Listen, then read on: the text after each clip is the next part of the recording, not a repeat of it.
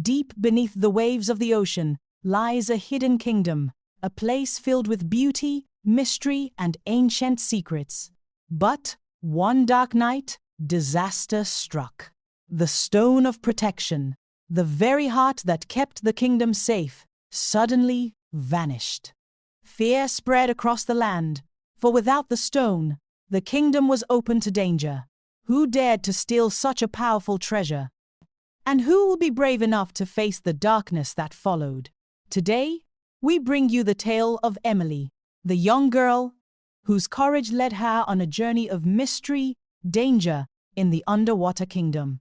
Many years ago, beneath the endless waves of the deep blue sea, there was a hidden kingdom called Seabourn. Its merfolk were proud, wise, and as radiant as the dawnlight shining through water. At the very heart of Seabourn rested the ancient stone of protection. The elders said the sea spirits themselves placed it there. As long as the stone remained in Seabourn, storms bent away from the coral walls, the tides obeyed the king, and no enemy could cross their waters.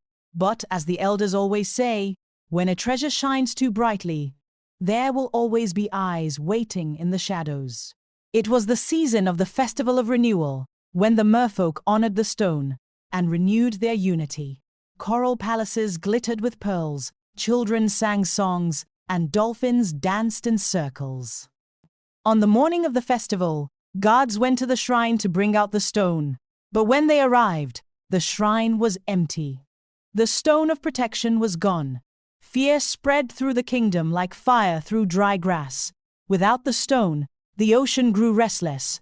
Waves rose without reason, whirlpools tore across the reefs, and sharks prowled closer.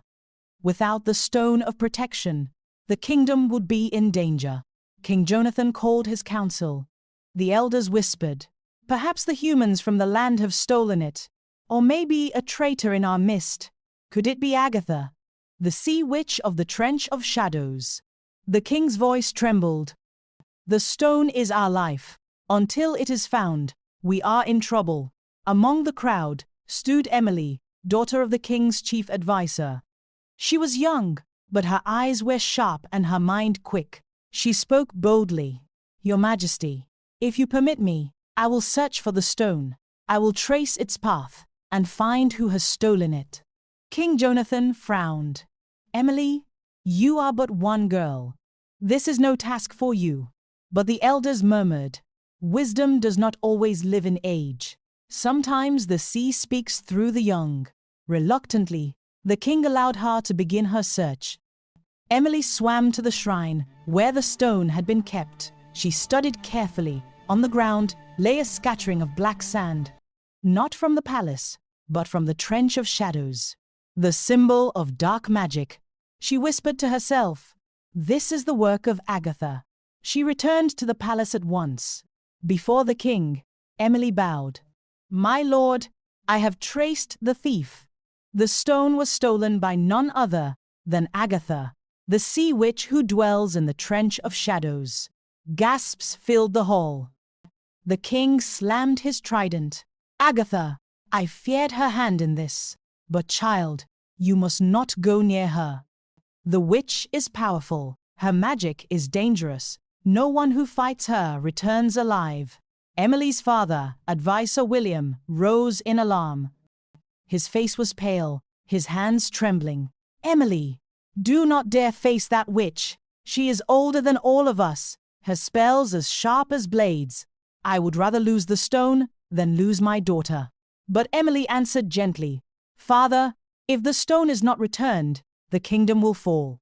Would you rather see our kingdom destroyed while we hide in fear?" Tears welled in his eyes. "Child, I beg you, do not go. Leave it to the guards." But Emily shook her head. The guards were silenced already. "This task is mine."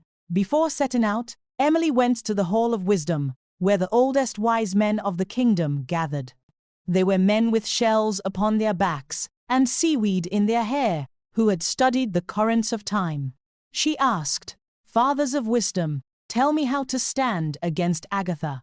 One of them said, "Do not match her strength with strength, but her pride with cunning." Another said, The stone will glow in the hands of the rightful heart. Trust its light. And the eldest among them declared, "Take with you this shell of truth. When you blow it, lies will crumble, and shadows will scatter." Emily bowed deeply, thanking them. At dawn, Emily swam toward the trench of shadows. The water grew colder, darker, heavier. Strange creatures with glowing eyes followed her. The trench walls loomed tall like dark mountains, and voices whispered in the currents. At the very bottom, in a cavern of black stone, she found Agatha. Her long hair flowed like seaweed, her eyes glowed like fire, and in her hand pulsed the stolen stone of protection. Agatha's laughter echoed. "So, the little adviser's daughter dares enter my home. Do you seek this stone? It is mine now.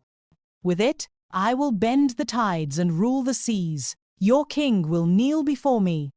The whole kingdom will bow at the mention of my name, Agatha." Emily stood tall, though her heart raced. "Agatha, the stone was given for all, not for one. Return it, or the sea spirits themselves will turn against you." Agatha's voice turned cold. "Then you will join the bones at the bottom of my trench." Agatha raised her staff, summoning whirlpools and sharp coral arrows.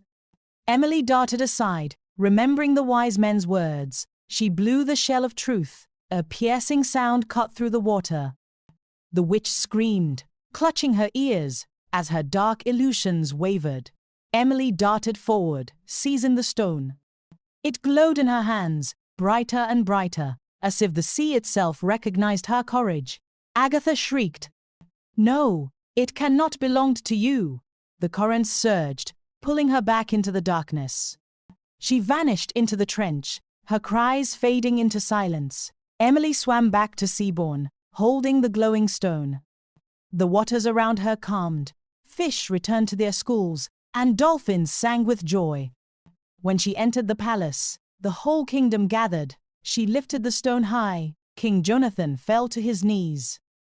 "My daughter, you have saved us all. You defied death itself, and you triumphed." Her father, Adviser William, embraced her with tears. "Forgive me, my child, for doubting you. You were braver than I could ever be." The ancient stone of protection was returned to its shrine. The tides stilled, the reefs glowed again, and peace returned.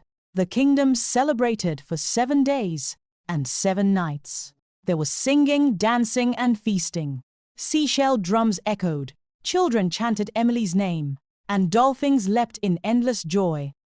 On the last day, King Jonathan declared, "Let all waters know, Emily is the guardian of Seabourn.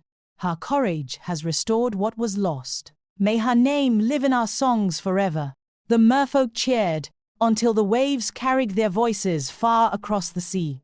And so, the mystery of the stolen stone was solved. The elders still tell their children, "Do not let fear bind you when wisdom calls. Even the young may hold the key to salvation. And remember this, envy may steal treasures, but only truth can return them." And the waves carried the tale far and wide, until even humans on distant shores whispered of Emily, the brave one who restored the stone of protection. This story leaves us with a lesson to remember. Evil may rise in secret, but truth always finds a way to shine. No matter how dark the path may seem, bravery and wisdom will guide us to victory. Just like Emily, we too must learn that courage is not the absence of fear, but the strength to stand firm in the face of it. In every battle we face in life, let us remember, true protection comes from a brave heart,